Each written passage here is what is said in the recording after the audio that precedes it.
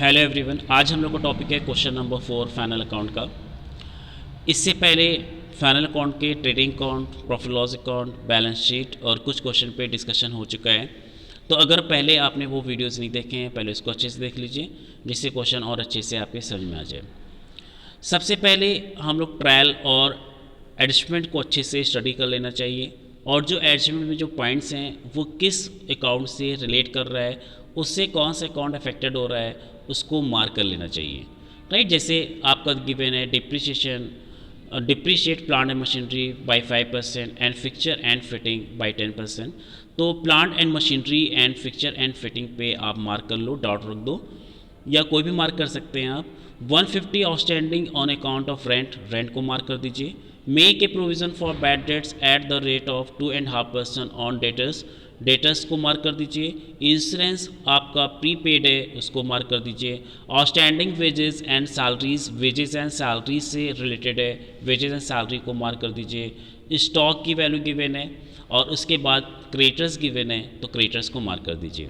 इसके बाद हम लोग ट्रेडिंग अकाउंट बनाते हैं, प्रॉफिट लॉस अकाउंट बनाते हैं और बैलेंस शीट बनाते हैं। ट्रेडिंग अकाउंट में हम जो एक्सपेंसेस शो करते हैं which are related to the purchase of goods और मैन्युफैक्चरिंग और direct expenses. Means trading account में परचेज ऑफ गुड्स से रिलेटेड जो एक्सपेंसेस होगा, परचेज होगा, जो मैन्युफैक्चरिंग से रिलेटेड एक्सपेंसेस होगा और जो अदर डायरेक्ट एक्सपेंसेस होंगे उसको ट्रेडिंग अकाउंट में शो किया जाता है। And expenses which are indirect और related to sales of goods और रिलेटेड टू ऑफिस और सेलिंग एंड डिस्ट्रीब्यूशन से रिलेटेड एक्सपेंसेस जो होते हैं उसको प्रॉफिट लॉस अकाउंट में शो किया जाता है।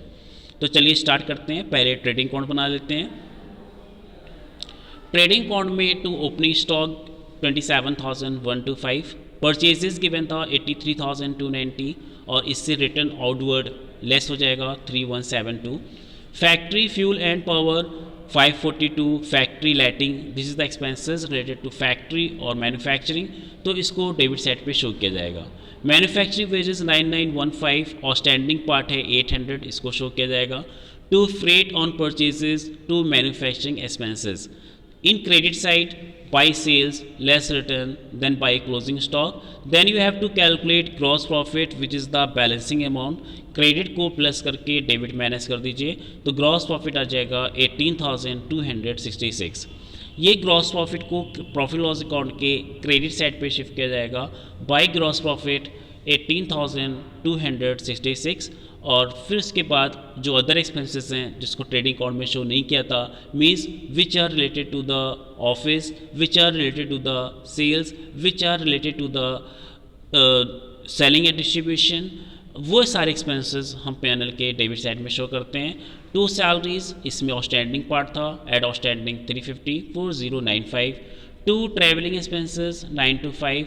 To freight on sales, freight on purchase trading के डेबिट साइड में आता है, freight on sales profit loss account के डेबिट साइड में शो किया जाता है। और सिर्फ अगर फ्रेट गिवन हो, उसके साथ ये इन्फॉर्मेशन ना गिवन हो कि फ्रेट ऑन परचेज है या फ्रेट ऑन सेल्स है, तो भी इसको ट्रेडिंग अकाउंट के डेबिट साइड में शो करेंगे, मीन्स इसको फ्रेट ऑन परचेज ट्रीट कर लेंगे।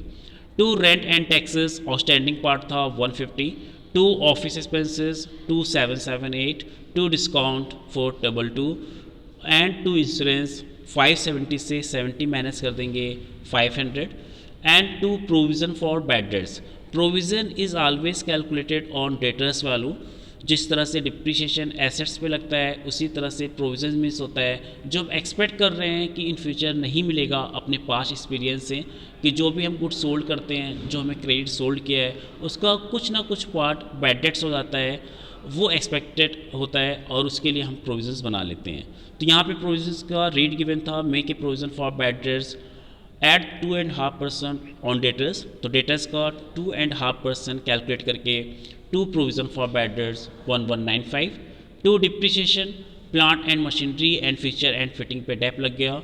उसके बाद क्रेडिट साइड में डिस्काउंट ऑन क्रेडिटर्स, इसमें पॉइंट्स गिवन था एडजस्टमेंट्स में 60,000 का हमें पेमेंट करना था और उसका payment which has now been compounded for ₹10, mean जो 60 रुपीज़ का पेमेंट करना था उसका फाइनल सेटलमेंट 10 रुपीज़ में हो गया, तो 50 रुपीज़ का प्रॉफिट हुआ, दिस इज़ कॉल्ड डिस्काउंट, और इस डिस्काउंट को हम प्रॉफिट लॉस अकाउंट के क्रेडिट साइड में शो करेंगे by discount on creditors. 60 minus 10 में 60 रुपीज़ का पेमेंट था बट उसका सेटलमेंट 10 रुपीज़ में हुआ, तो आपको 50 रुपीज़ सेव हुआ, ये डिस्काउंट हो गया। इसको बाई साइड पे by discount on creditor show कर दिया 50 rupees. Then you have to calculate net profit which is the balancing amount, credit को प्लस करके डेबिट को माइनस करेंगे तो नेट प्रॉफिट आ गया 2604। इस नेट प्रॉफिट को बैलेंस शीट में ट्रांसफ़र करना होता है और trading and profit loss account बनाने के बाद हम बैलेंस शीट बनाते हैं। बैलेंस शीट में जो क्रेडिटर्स की वैल्यू गिवन थी 22,680 की वैल्यू गिवन थी और उसमें से 60 रुपीज़ का सेटलमेंट हो गया है, तो 60 रुपीज़ वो लेस कर दिया जाएगा। Then bills payable 6,422, outstanding wages 800 rupees, outstanding salaries 350, outstanding rent 150। जो भी पेमेंट आउटस्टैंडिंग होता है वो लायबिलिटी क्रिएट करता है, उसको हम शो करते हैं। आफ्टर दिस कैपिटल 93,230, इसमें नेट प्रॉफिट प्लस हो जाएगा 2604 और लेस ड्राइंग्स 6820। लेस करने के बाद जो फाइनल वैल्यू आएगी उसको अमाउंट कॉलम में शो कर दिया जाएगा। इन दिस क्वेश्चन कैपिटल की वैल्यू आ रही है 89,040। उसके बाद एसेट साइड में कैश इन हैंड में जो टोटल वैल्यू गिवन थी उसमें से 50 रुपीज़ का पेमेंट हो गया है, तो जो एसेट्स कैश की वैल्यू थी उसमें से आपको 10 रुपीज़ का पेमेंट हो गया क्योंकि 60 रुपीज़ क्रेडिटर्स की वैल्यू गिवन थी और उसका सेटलमेंट 10 रुपीज़ में हुआ था, तो कैश का बैलेंस 68 रुपीज़ गिवन था जिसमें से 10 रुपीज़ आपने पेमेंट कर दिया, तो कैश में आपकी वैल्यू बची 58 rupees. Cash at bank 2245, closing stock आ गया। डेटर्स पे प्रोविजंस कैलकुलेट किया गया था 1195, उसको लेस करके अमाउंट शो कर दी गई। प्लांट एंड मशीनरी की वैल्यू थी 55,000, उसमें से डेप्ट माइनस करके शो कर दिया गया। फर्नीचर एंड फिटिंग 1720 और उस पर डिप्रिसिएशन था 172, उसको लेस करके शो कर दिया गया। और प्रीपेड एक्सपेंसेस की वैल्यू थी 70 रुपीज़, उसको शो कर दिया गया।